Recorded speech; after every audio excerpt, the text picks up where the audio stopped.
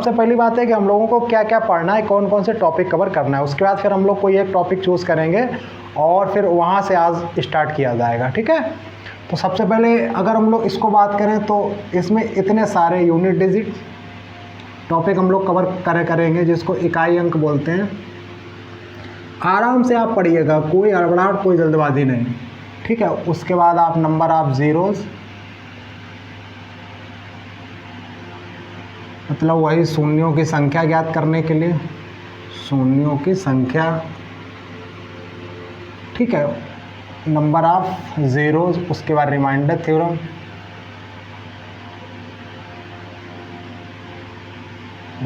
Theorem, उसके बाद Chinese theorem करके एक आती है, चाइनीज़ थ्योरम, उसके बाद डिविजिबिलिटी मतलब विभाज्यता, ठीक है, यहाँ पे लिख सकते हो विभाज्यता के नियम या विभाज्यता पे। उसके बाद फैक्टर्स, ठीक है, ये तो जानते ही हो, फैक्टर्स गुणनखंड। उसके बाद डिविजिबिलिटी, फैक्टर्स, उसके बाद आप स्क्वायर, परफेक्ट स्क्वायर भी बोल सकते हो, परफेक्ट स्क्वायर एफिसिटी, परफेक्ट स्क्वायर क्यूब, ठीक है। उसके बाद में फिर आप इसमें क्या और भी आप इसमें, हाँ, अब जैसे आप में एपी जीपी, ठीक है, एपी जीपी वाले क्वेश्चन, तो ये तो इतने सारे और भी इसमें बहुत सारे टॉपिक्स होते हैं, ठीक है। तो इसमें ये नहीं लेना है एपी जीपी या मिक्स क्वेश्चन, ठीक है, मिक्स क्वेश्चन। तो इसमें बहुत सारे टॉपिक्स होते हैं, इतने टॉपिक्स को हमको कवर करना है। अगर इसके अतिरिक्त भी कोई टॉपिक छूट रहा होगा नंबर सिस्टम में, हाँ, उसका एक मैं और आपको बता दूं, बार वाले क्वेश्चन, ठीक है, बार या जो दशमलव वाले क्वेश्चन होते हैं, रिपीटेड, ठीक है, पॉइंट वाले क्वेश्चन, दशमलव वाले क्वेश्चन, वो भी मैं आपको यहाँ पे कवर कराऊंगा। तो कहने का मतलब है कि अगर इसके अतिरिक्त भी कोई एक आध टॉपिक छूट रहा होगा तो उसको भी मैं आपका कवर करवा दूंगा। तो ये जो हम लोग टॉपिक कवर करेंगे तो ये थोड़ा सा चैप्टर बड़ा चैप्टर है और इम्पोर्टेंट चैप्टर है। लगभग हर एग्ज़ाम में यहाँ से एक ना एक प्रश्न पूछा ही जाता है, ठीक है। चलिए, तो हम लोग क्या हो गया भाई, तो चलिए हम लोग आज एक टॉपिक कवर करते हैं, वो आज का है यूनिट डिजिट, ठीक है। और इसके साथ साथ में हम आपको एक सीट भी प्रोवाइड करेंगे, तो ठीक है, वो भी आपको दिख जाएगी बोर्ड पे। तो और अगर आप लोग वो सीट हमारी PDF फाइल में जानना चाहते हैं तो हमारा टेलीग्राम चैनल करके होगा, प्रयाग क्लासेस करके टेलीग्राम चैनल, तो वहाँ पर जाकर आप हमारे सीट जो है वो डाउनलोड कर सकते हैं, ठीक है। तो चलिए हम लोग अब इसमें आज हमारा जो आज का टॉपिक रहेगा वो रहेगा यूनिट डिजिट, ठीक है, इकाई अंक। तो इसको मैं, चलो इसको लिखा रहने तो यहाँ पर देख लो, यूनिट डिजिट, इकाई अंक, ठीक है, इकाई अंक। ये ज़रूर पूछा जाता है एक प्रश्न यहाँ से कि इसका इकाई का अंक बताओ। आपने सुना भी होगा, काफ़ी फेमस टाइप है ये मैथ का। तो अब इकाई अंक, अब देखिए इसमें दो तरीके के प्रश्न आपके बनते हैं। एक तो थोड़े सिंपल वाले, ठीक है, सिंपल टाइप के पूछ लेगा।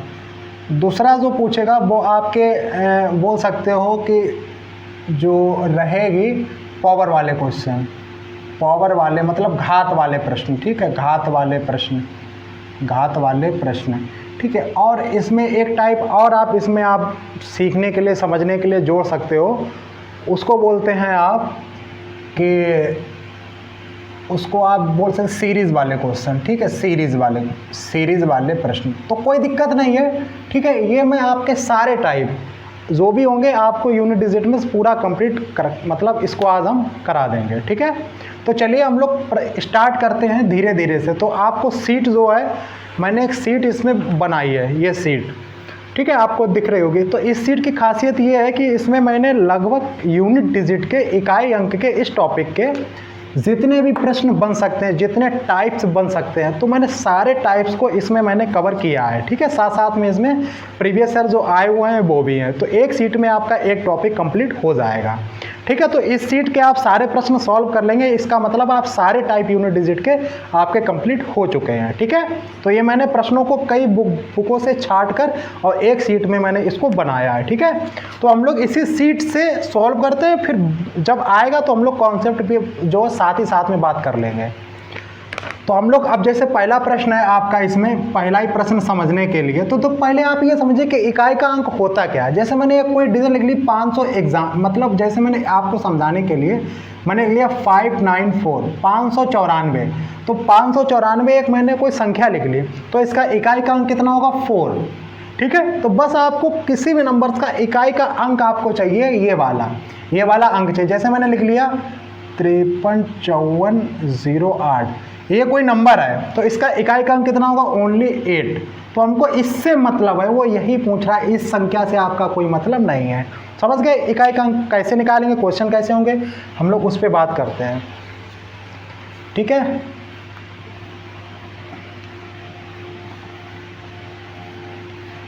इसका भी मुझे लगता है कोई काम नहीं है, तो आप चीज़ों को आराम से समझिए और इस मतलब इस तरह से। अब सबसे पहला प्रश्न है 73 × 45 × 83, पूछेगा इसमें इकाई का अंक बताओ। ठीक है, दूसरा है 21, मैं अपने मन से ही लिख लेता हूँ। ठीक है, 24 18, पूछेगा इसमें इकाई का अंक बताओ। ठीक है, या मैं एक और ले लेता हूँ 53 85 58 92, इकाई का अंक बताओ। ठीक है, 3 प्रश्न है, बहुत ही सिंपल प्रश्न है। अब हम लोग समझते हैं, जो लोग नए हैं वो इस चीज़ को थोड़ा सा समझे, ध्यान दें। ओके, मैं एक बार चेक कर लूँ यार अब। ठीक है, जिससे मैं शूट, क्योंकि मैं अकेला हूँ तो मुझे पता नहीं पीछे क्वेश्चन आ रहे हैं कि नहीं आ रहे। ठीक है, 1 मिनट।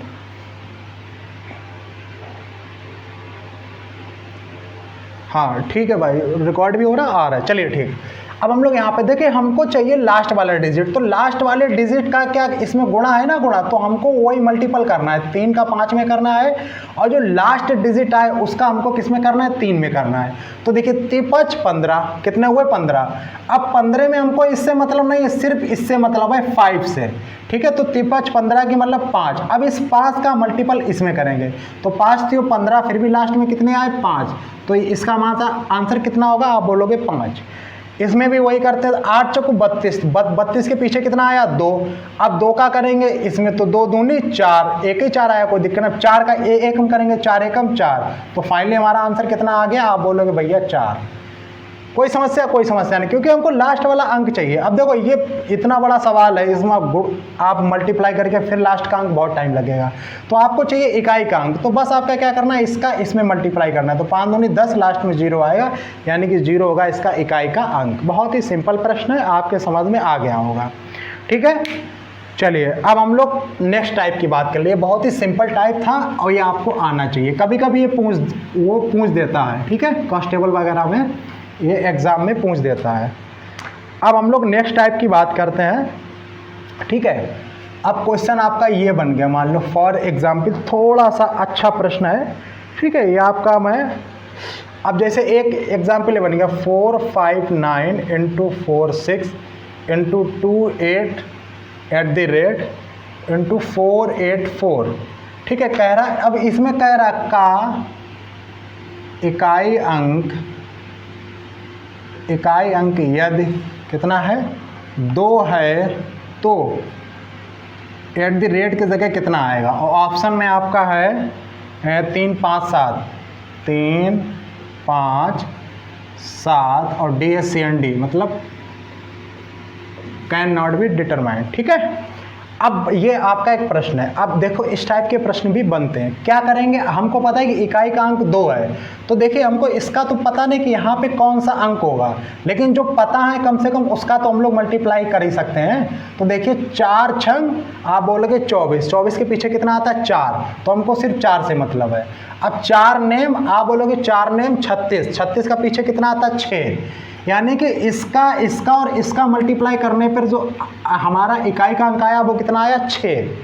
अब ये वाला हमको बताना है, वो कह रहा है कि इकाई का अंक 2 है, यानी कि यहाँ पे कोई ऐसा डिजिट होगा यहाँ पे जिसका कि हम लोग मल्टीप्लाई, यहाँ पे कोई ऐसी डिजिट रही होगी, या तो 3 होगी या 5 होगी या 7 होगी, जिसका मल्टीप्लाई करके लास्ट में 2 आए।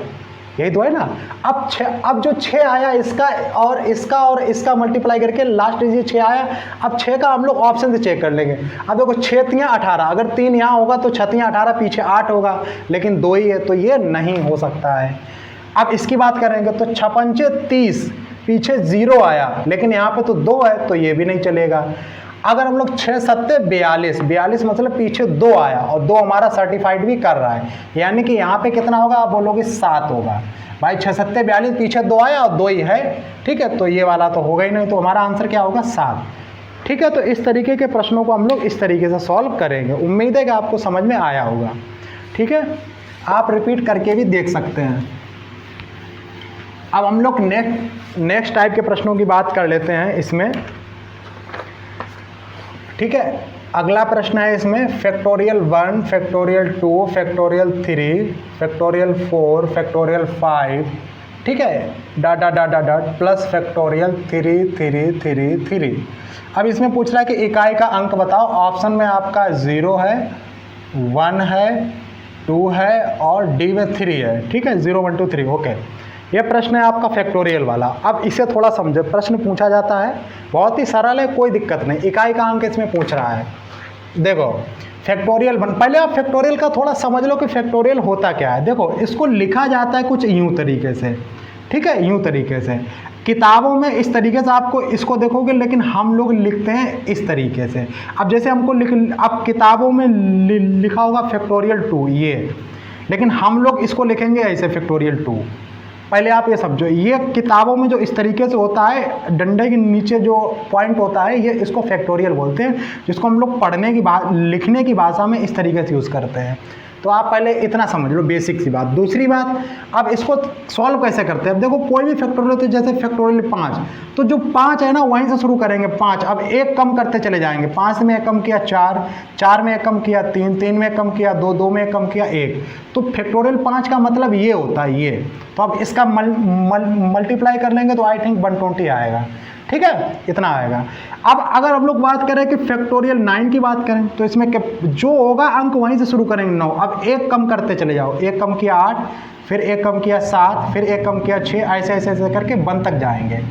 ये होता है फैक्टोरियल। एक कम करके उसमें अब जैसे है 5864, तो यहाँ क्या होगा 5864 इंटू 5863 इंटू 5862 1 तक।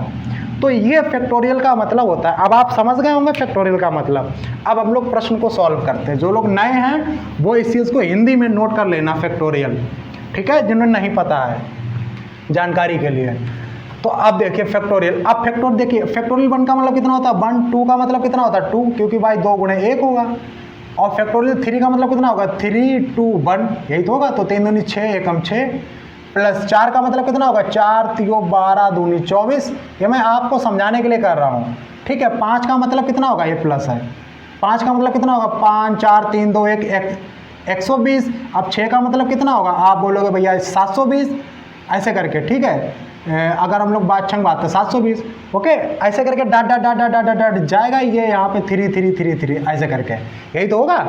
अब आप एक बात समझिए, वो पूछ रहा अंतिम अंक बताओ। तो अब देखिए जोड़ है, यहाँ तक तो कोई अंक 0 है नहीं, और इधर सारे कितने, आप बोलोगे इधर तो भैया 0 है, तो 0 0 0 0। अगर आप एक बात बताइए, इसको ज़रा हम लोग जोड़ेंगे, क्योंकि इधर तो देखो किसी भी संख्या का अगर पीछे 0 है, 120 80, इधर 95 लास्ट में, क्योंकि एक 0 है तो सबके 0 आएगा, तो लास्ट में 0 ही तो आएगा योग करके। अगर हम जोड़ेंगे तो इधर कोई भी संख्या जोड़ेंगे, जो अंतिम डिजिट आएगा लास्ट डिजिट वो कितना आएगा 0 ही आएगा लास्ट डिजिट।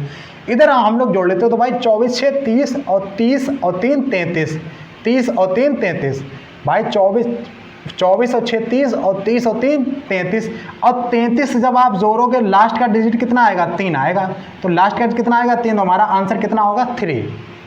कोई दिक्कत है, आप बोलोगे कोई दिक्कत नहीं, क्योंकि देखो अगर लास्ट डिजिट 6 4 10, 10 और 2 12 और 1 13, मतलब पीछे कितना आ रहा है 3, तो या 24 6 30 और 3 33, और लास्ट में इधर 0, तो देखिए इधर लास्ट में 3 है और इधर 0 है, तो 3 0 जोड़ोगे लास्ट में कितना आएगा 3, तो आंसर कितना होगा 3। बात मेरे दोस्त समझ पाए, तो इसमें आपका आंसर कितना होगा 3, ठीक है। अब जो लोग नहीं समझे वो इसको रिपीट करके देखें, ठीक है, जिसको फास्ट लग रहा है वो धीमे भी यूट्यूब से कर सकते हैं समझने के लिए। काफ़ी महत्वपूर्ण प्रश्न।